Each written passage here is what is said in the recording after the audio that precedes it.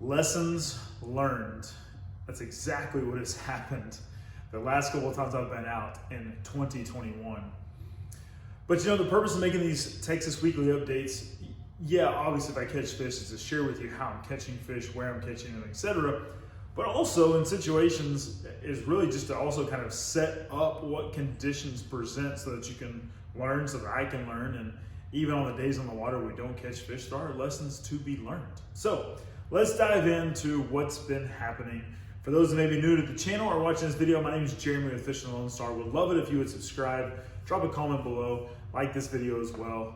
If you've ever gone out and gotten skunked, be honest, you know it happens to all of us. But twice now, I've gone out in 2021, and there's some similar things that happened both times I want to share with you that are lessons that I learned. So one public lake, one private lake. Let's talk about the public lake first. January 3rd, which I believe was a Sunday, was about 4 days after a very heavy rain. In fact, the couple of days that it rained was more rain in 1 or 2 days than we've had the whole month of December on average. So yes, it was basically flooding.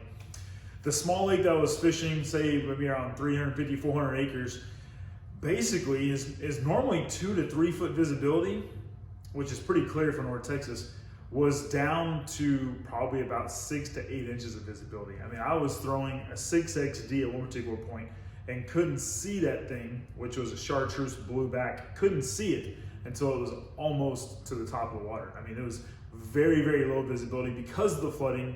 On top of that, water temps were about 49 to 47 degrees. So cold water, low visibility, muddy water, did not set up for really good conditions. There's also not a whole lot of structure and cover this time of year on this particular lake. So it's not like you can kind of fish points or rocky edges, or it's not existent in this lake. So searched high and low, threw everything at them on January 3rd, and for about 4 hours came up empty. So that was the first time out. The second time out was January 9th, this past Saturday. Me and a buddy actually went to a private lake, about 20 acres, fished for 6 hours. 6 hours. And between the two of us, didn't get a bite. And when I tell you we fished every presentation, we fished every presentation. From finesse to drop shot to, a Ned rig to jigs to chatterbaits to bladed jigs to deep diving cranks, shallow diving cranks. We fished brush piles, we fished laydowns, we fished the dam, we fished deep water. I'm telling you, jerk baits, I'm telling you, there's probably something I didn't mention. We fished it all. Now, that particular day started off at 25 degrees here in Dallas. The water temp was between 43 to 45. And this particular lake is also known for dirtier water. So we're talking 8 inches of visibility. So 6 inches of visibility at the first lake on January 3rd, about 8 inches of visibility on the second lake on January 9th. So the lessons learned are this. First of all, smaller bodies of water this time of year are going to get colder faster. You probably already know that, but it's worth calling out because if you have the opportunity to maybe fish a bigger water, even if you break it down to a smaller area, you're gonna find a little bit warmer temps there, likely some more cover or structure to fish. Thinking about structure being like creek channel slings, etc., where you can throw a jig, you can throw a jerk bait. Both of those are working really well, an A-rig, etc. Those are working really well in those types of setups right now. Neither of these bodies of water presented that, and both of them being small were really cold. So really cold and small bodies of water, probably not the best to fish right now this time of year. I would venture to guess you're gonna find a little bit warmer water in some of the bigger bodies of water, and you're gonna find those creek channel swings and different places like that to fish. Okay, so that was the first thing. The second lesson learned was after a flood, which we had, I mean, it wasn't like a big flood, but it was definitely flooding, which we had at the end of December leading into January, that January 3rd trip. And then moving into January 9th, fishing a lake that is just like dirty or darker water. I shouldn't say dirty, it's darker water.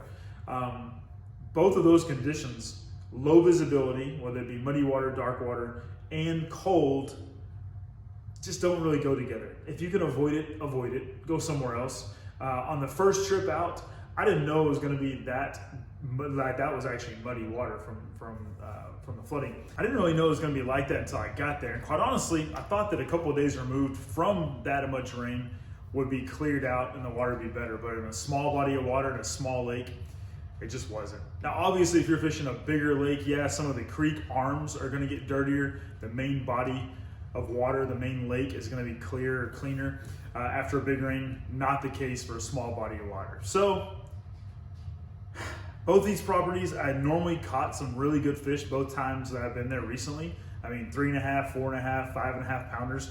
I mean, some good fish at these bodies of water. Nothing, not even a bite in about 10 hours combined, even with a buddy as well. It's just been tough lately. You know, it is what it is. It's winter fishing. It's January. Those two things did not help though. Low visibility, like 6 inches visibility, and cold water didn't help. So I think if you remove one of those conditions, you know, smaller body of water that is cold but clear water, you have better outcomes. Or you fish a bigger body of water that's a little bit warmer, and obviously clear water, you're going to do better as well. So those are a couple lessons learned. The last one was this. All right, 3 lessons. The last one was this. Starting off at 25 degrees Saturday morning, literally the worm guide was freezing over, the line guides were freezing over. I mean, between every single cast, we would have to literally chip off the ice out of the guides on the rod and the worm guide. It was that cold. I'd never fished. I mean, I'm in Texas, guys, right? I'm from the South.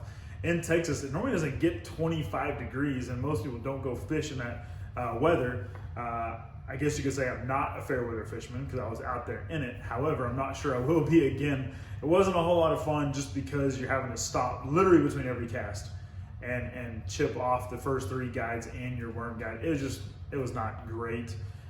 So lesson learned. What I've heard from northerners is you can just dip your rod in the water because the water was warmer, right? Air temps 25 degrees, water temps 43 to 45 degrees. Just dip your rod in the water and that ice will come off. That'd have been helpful to know ahead of time. So there's your lessons learned. Try to maybe go to bigger bodies of water. We're going to find warmer temps right now, warmer water temps than your smaller bodies of water. And don't go where it's low visibility and cold. It's just not a good mix for catching fish. And last, if you're in a situation where you've got your guides freezing over, dip them in water. Hope those helped. This weekend, we're going to get back out again. I'm willing to bet that we are going to catch fish this weekend, and lots of fish. In fact, I'm challenging myself in a certain way. You can look for that video coming, but I'm challenging myself in a certain way, not only to catch one fish, but multiple fish. So look for that video to come. Should be a lot of fun. And if nobody told you today, God loves you, and so do I. Peace out.